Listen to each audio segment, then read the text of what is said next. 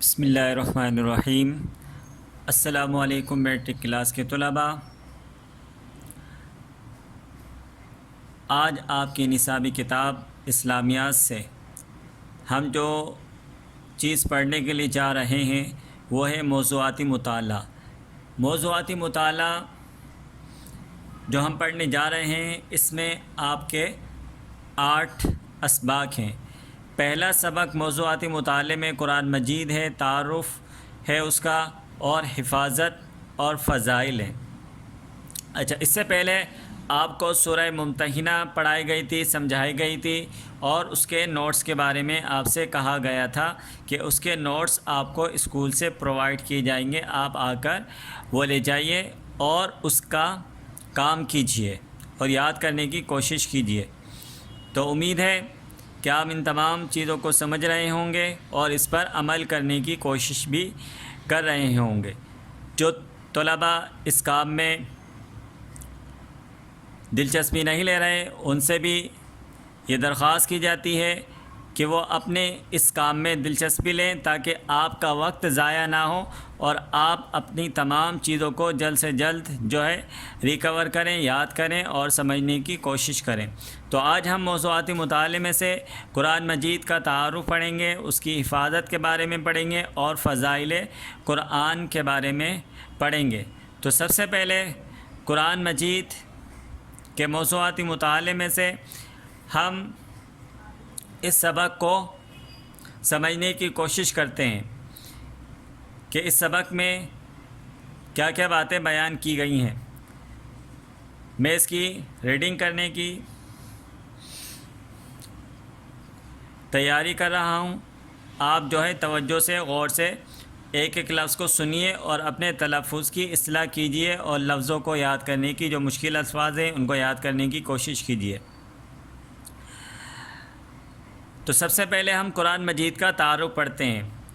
اللہ تعالیٰ نے انسان کو پیدا کیا، اس کی جسمانی اور فطری ضروریات پوری کرنے کے لیے مادی وسائل پیدا کیے اور اس کے ذہن اور روح کی رہنمائی کے لیے بھی اہتمام فرمایا۔ خود انسان کو خیر اور شر میں فرق کرنے کی صلاحیت اور ضمیر کی آواز عطا فرمائی۔ اس کے علاوہ اللہ تعالیٰ نے انسان کی کامل رہنمائی کے لیے انبیاء کرام مبعوث فرمائے اور ان پر کتابیں نازل فرمائی۔ ہمارے نبی حضرت محمد صلی اللہ علیہ وآلہ وسلم اللہ کے آخری نبی ہیں۔ اللہ تعالیٰ نے آپ صلی اللہ علیہ وآلہ وسلم پر قرآن مجید نازل فرمایا۔ یہ اللہ تعالیٰ کی آخری کتاب ہے، تمام بنی نوع انسان کے لیے ہدایت کا دائمی ذریعہ ہے اور تمام سابقہ آسمانی کتابوں کی تصدیق کرتا ہے۔ اللہ سبحانہ و تعالیٰ نے پچھلی امتوں کے لیے بھی انبیاء مبعوث فرمائے تھے اور ان میں سے بعض پر اپنی کتاب بھی نازل فرمائی تھیں، لیکن ان انبیاء کی تعلیمات اور ان پر نازل شدہ کتابیں اپنی اصلی حالت میں محفوظ نہیں رہیں۔ اللہ تعالیٰ کا ارشاد ہے وَأَنزَلْنَا إِلَيْكَ الْكِتَابَ بِالْحَقِّ مُصَدِّقًا لِمَا بَيْنَ يَدَيْهِ مِنَ الْكِتَابِ وَمُهَيْمِنًا عَلَيْهِ۔ المائدہ سورت کا نام ہے المائدہ اور آیت نمبر ہے اس کی 48 یعنی 48۔ اور تمہاری طرف ہم نے کتاب نازل کی ہے، یہ حق لے کر آئی ہے۔ اس سے پہلے جو آسمانی کتابیں آئیں ان کی تصدیق کرنے والی ہے اور ان کی محافظ و نگہبان ہے۔ قرآن مجید کو پچھلی کتابوں کے لیے مہیمن کہنے کا مطلب یہ ہے کہ ان کتابوں میں جو تعلیمات اور عقائد اپنی اصلی حالت میں محفوظ نہ رہ سکے انہیں قرآن مجید نے اپنے اندر اثر نو کر کے محفوظ کر دیا۔ یہی وجہ ہے کہ قرآن پاک کی تعلیمات پر پورے اطمینان سے ہر زمانے میں عمل کیا جا سکتا ہے۔ قرآن کریم انسانی زندگی کے تمام پہلوؤں کے متعلق رہنمائی کرتا ہے۔ اس میں انسانی زندگی کی حقیقت، خیر و شر، حلال و حرام، اخلاقی تعلیمات، غرض زندگی کے ہر پہلو کے متعلق رہنمائی موجود ہے۔ اس میں انسان کی آخرت کی زندگی کے متعلق بھی تفصیلی معلومات ہیں اور اس زندگی کی اہمیت کو نہایت پرتاثیر انداز میں بیان کیا گیا ہے۔ قرآن پاک انسان کی انفرادی زندگی، اس کے اجتماعی و معاشرتی حقوق و فرائض، اس کے معاشی و اقتصادی امور کے متعلق بنیادی ہدایات، سیاسی اور بین الاقوامی معاملات، اور اخلاقی رویوں کے متعلق جامع تعلیمات پیش کرتا ہے۔ غرض قرآن کریم انسانی زندگی کے تمام پہلوؤں کے بارے میں ضروری معلومات اور رہنمائی کا خزینہ ہے، اور اس میں وہ تمام باتیں وضاحت سے بتا دی گئی ہیں جن کا جاننا انسان کے لیے ضروری ہے اور جن کے جاننے کا انسان کے پاس کوئی دوسرا ذریعہ نہیں ہے۔ تو یہ قرآن کریم کا تعارف تھا، جس میں آپ کو یہ سمجھانے کی کوشش کی گئی ہے کہ اللہ تعالیٰ نے انسان کو جو پیدا کیا گیا ہے اس کی جسمانی اور فطری ضروریات پوری کرنے کے لیے مادی وسائل اللہ تعالیٰ نے پیدا فرمائے ہیں۔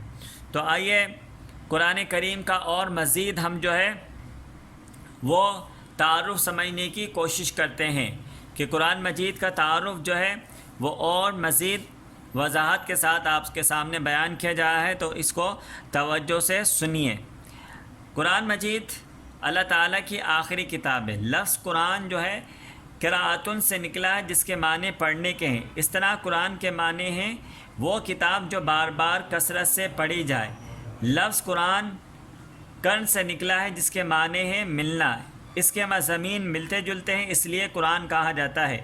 تو لفظ قرآن جو ہے یہ دو لفظوں کا ماخذ ہے، یا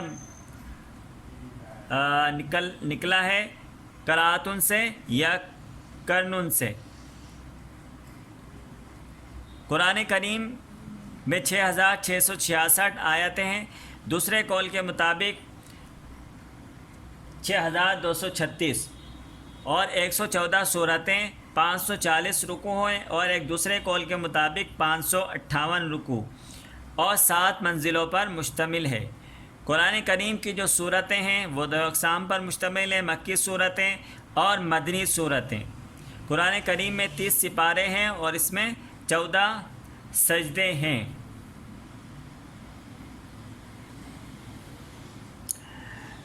قرآن کریم کی جو پہلی وحی نازل ہوئی وہ سورہ علق کی آیات ہیں۔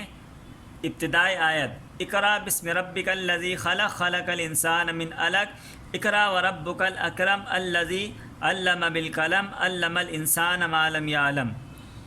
یہ قرآن کریم کی ابتدائی آیتیں ہیں جو حضور علیہ الصلاۃ والسلام پر 40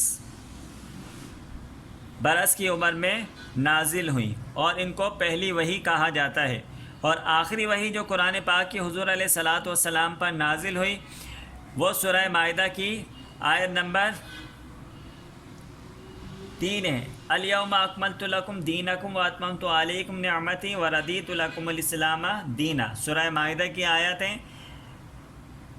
اور قرآن کریم جو اللہ تعالیٰ نے نازل فرمایا، اس کا مقصد یہ ہے کہ اللہ تعالیٰ نے انسان کی رہنمائی کے لیے قرآن کریم نازل فرمایا، کیونکہ یہ کلام امور شریعہ میں رہنمائی پر مشتمل ہے۔ یہ زندگی گزارنے سے متعلق وہ کتابیں جس کے قوانین مکمل، ہمہ گیری، دائمی اور ابدی ہیں۔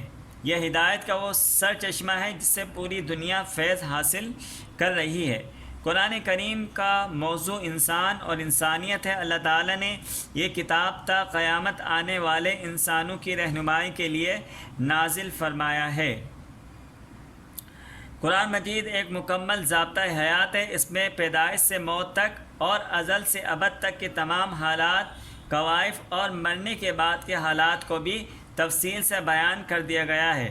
طہارت و پاکیزگی، شادی بیاہ، غمی خوشی، نشست و برخاست، دوسروں کے ساتھ برتاؤ، روزی کمانے اور خرچ کرنے، جہاد و عدالت، سیاست و حکومت وغیرہ کے بارے میں بہترین اصول بیان کر دیے گئے ہیں۔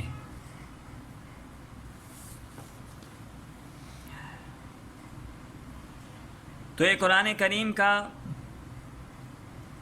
تعارف تھا، آپ کو آپ کی کتاب سے بھی پڑھ کے بتایا گیا، اور مزید وضاحت کے لیے آپ کو اور زیادہ سمجھانے کے لیے علیحدہ سے بھی آپ کے سامنے وضاحت پیش کی گئی کہ اس کے تعارف میں کیا کیا چیزیں آ سکتی ہیں۔ تو ان کو سمجھنے کی کوشش کیجئے۔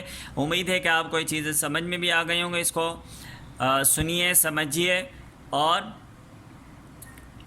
رپلائی بھی کیجئے کہ آپ کو کیا کیا باتیں سمجھ میں نہیں آئیں، کیا بات اور مزید آپ کو سمجھانے کی ضرورت ہے۔ شکریہ، تھینک یو۔